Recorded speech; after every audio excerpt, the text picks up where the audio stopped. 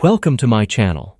If you've ever wondered how hackers don't always need complicated exploits or 0 days to break into systems, then you're about to learn something really important. Today, we're talking about bait attacks, one of the simplest yet deadliest tricks in the hacker's playbook. And trust me, if you skip any part of this, you might miss the exact tactic that could be used against you. So stick with me. Now, let's imagine this. You're walking into a coffee shop and you notice a USB stick on the table. Curiosity kicks in. You plug it into your laptop just to see what's inside.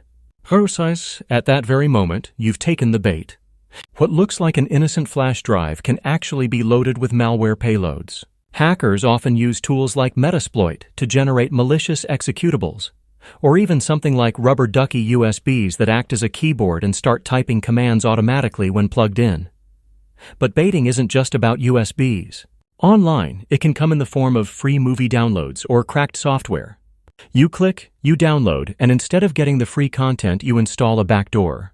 Tools like TheFatRat or MSFVenom can be used by attackers to bind malware into files that look completely harmless. A PDF, a music track, even an image can be weaponized. And once you run it, boom, the hacker has access to your system. There's also cloud baiting.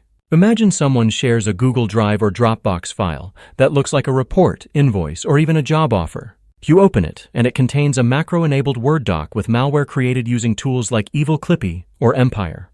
Hackers know people trust shared documents, and that's exactly why it works.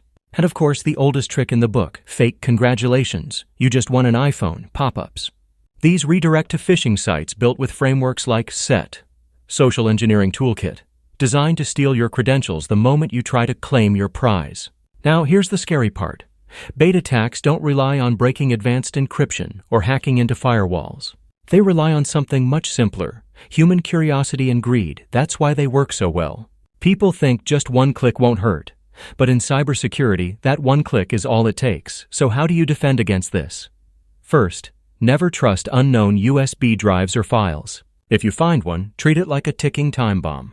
Second, avoid downloading free stuff from shady websites. If it looks too good to be true, it probably is. And third, train yourself to stop before you click. Hackers exploit impatience. Don't give them that chance. Remember, ethical hackers use these same techniques in penetration tests to show companies how easily employees can be tricked. The difference is, we do it to protect, not to steal.